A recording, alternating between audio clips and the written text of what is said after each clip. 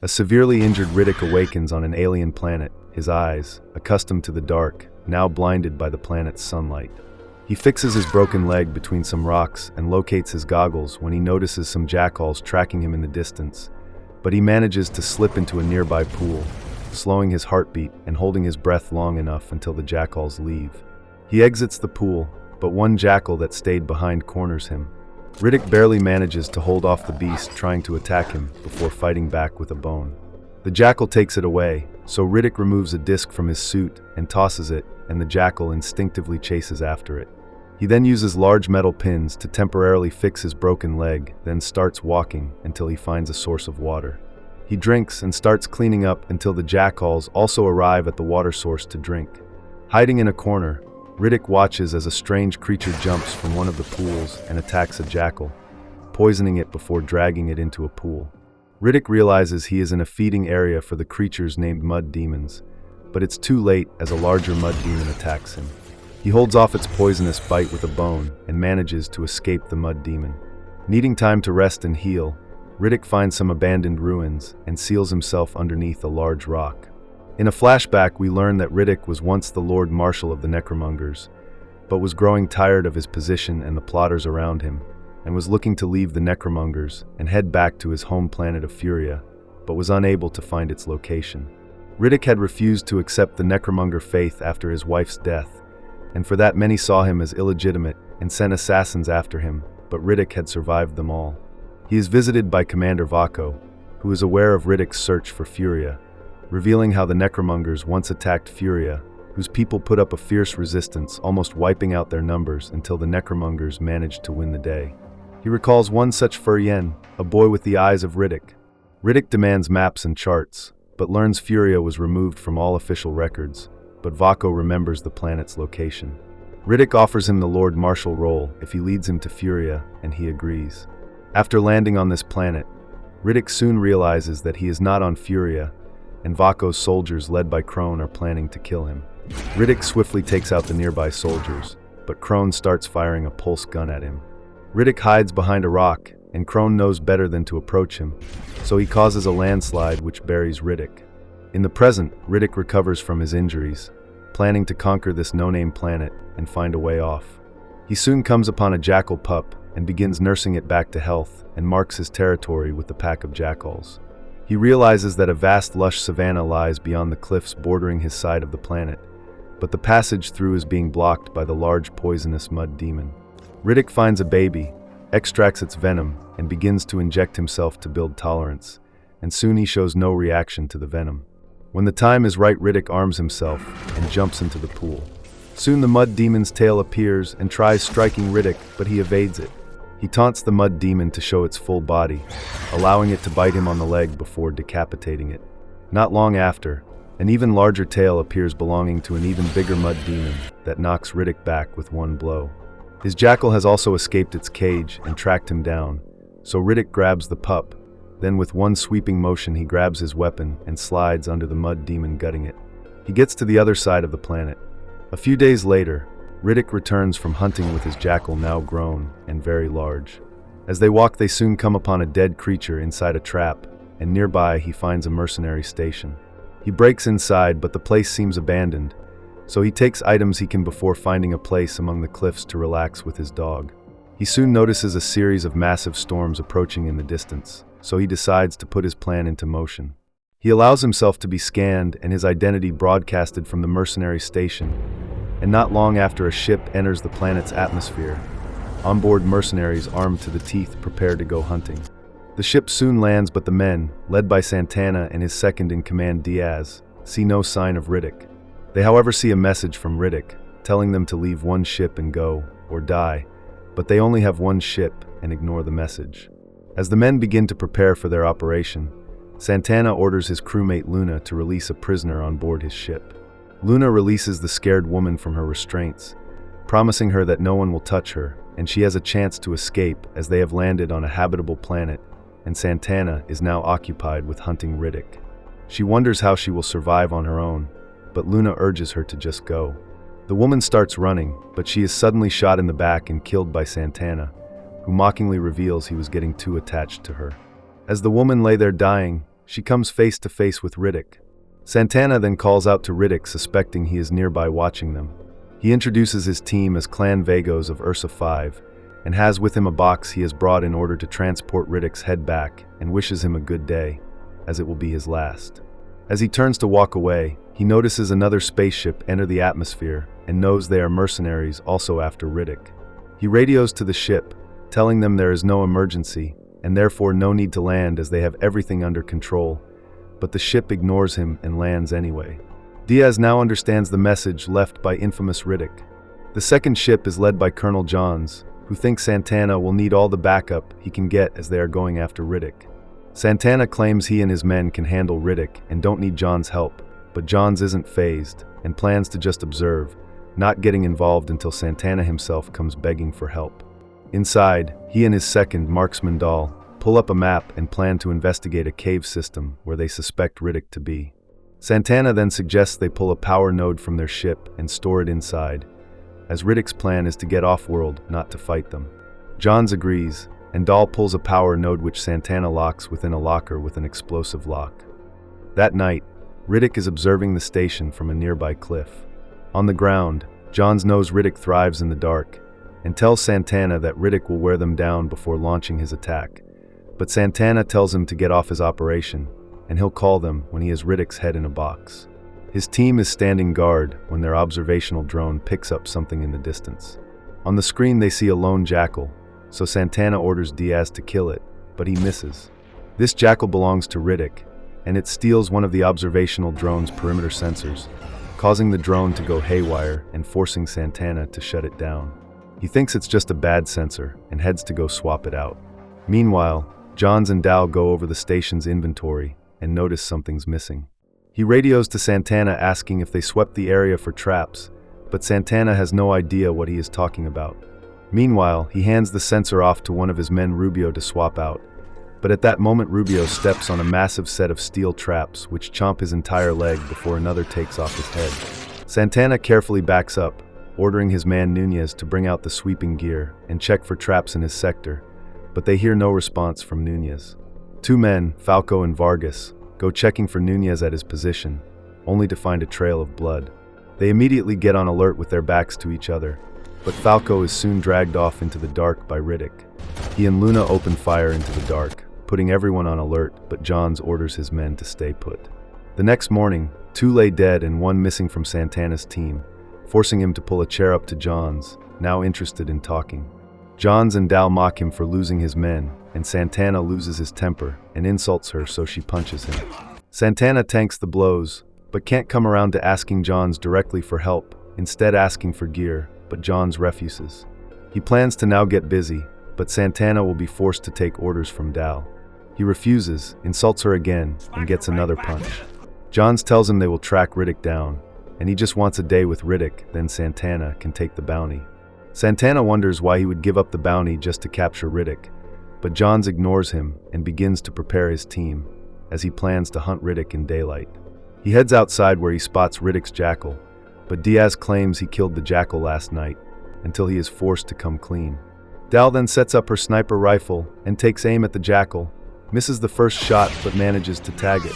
Johns, Lockspur, and Moss start tracking the jackal on bikes and soon come to a stop at a cave.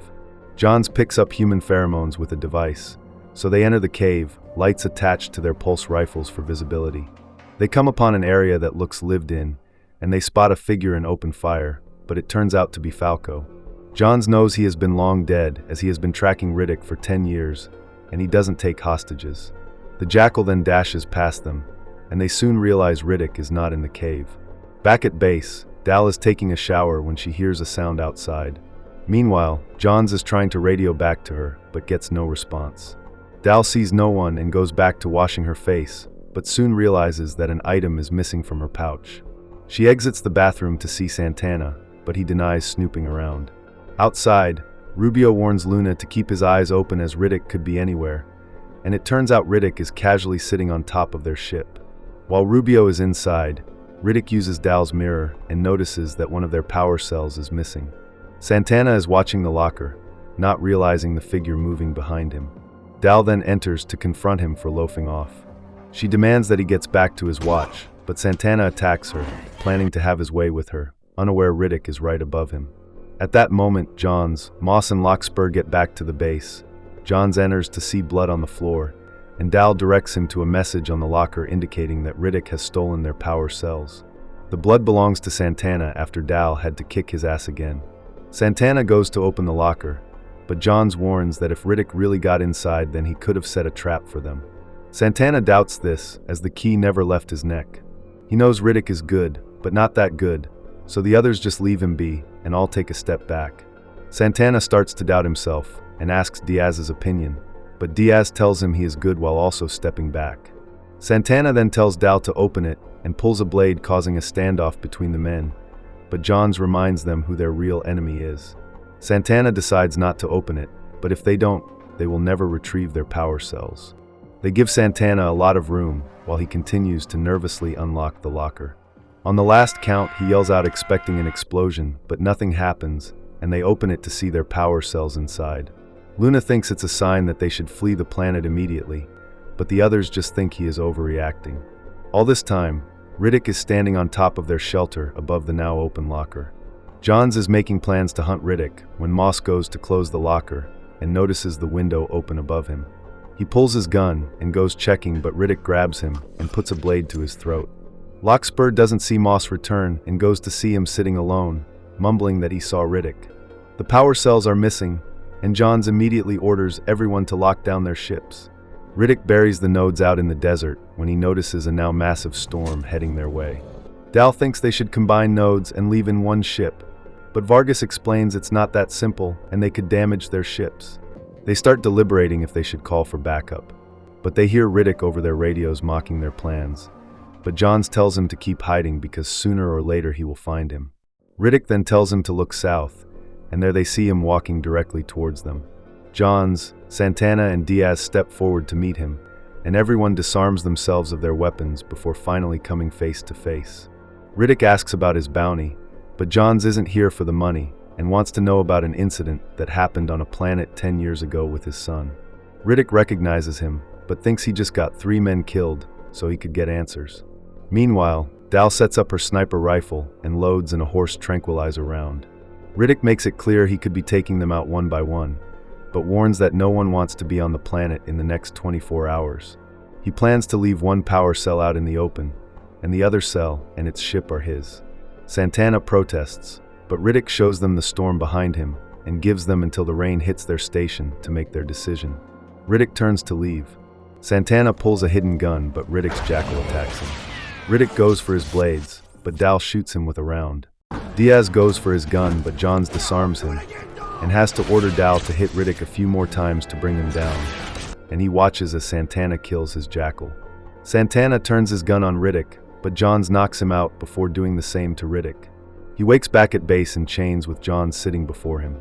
Johns recalls that his son was the pilot of a vessel that was to transport Riddick to prison, but it sent out a distress signal on an unknown planet and wants to know if his son survived the crash. Riddick ignores his question, warning him not to remove his chains, because if they do, Santana will be the first to go. He then reveals that John's son survived the crash along with others, but he did not make it off the transport. Johns assumes Riddick was the one who killed him, but Riddick does not answer. Riddick then asks Dal to look outside the window, but she sees nothing but their equipment, so he tells her to keep a lookout. Santana wants to just kill him right away, and Johns agrees unless Riddick gives him an answer for his son's death. Just then they hear the rain begin to fall, and Riddick tells Johns his time is up, so Johns leaves things to Santana. He and Diaz then hold Riddick down, but just before he can strike, they hear their detector drone outside start going crazy.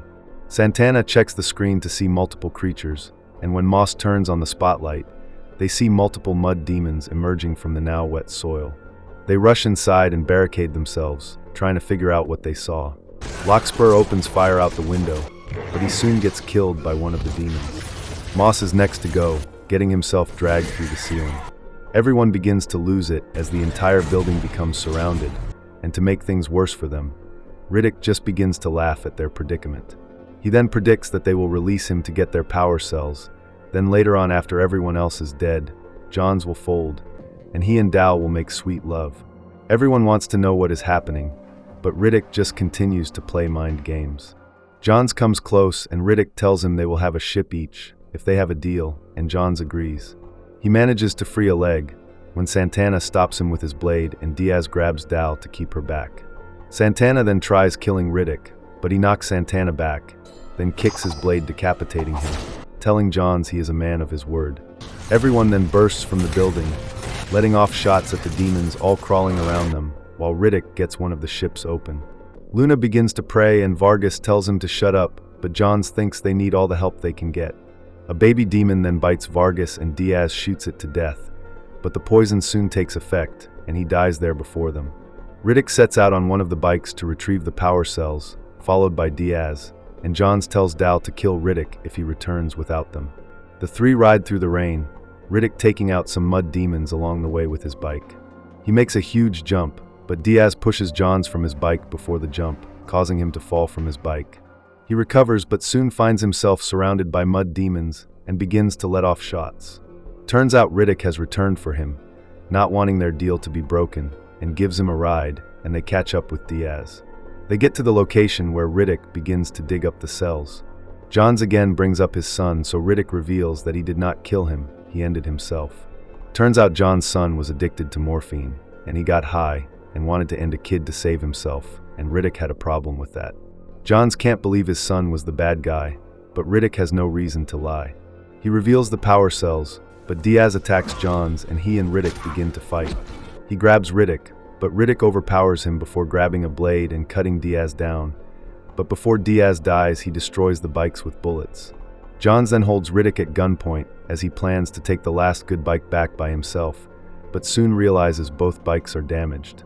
He decides they must work together, so the two begin heading back on foot, pushing through the horde of mud demons trying to attack them, Riddick even covering Johns when he goes to reload. Riddick soon gets severely wounded by one of the mud demons and falls over, so Johns throws a grenade to cover him.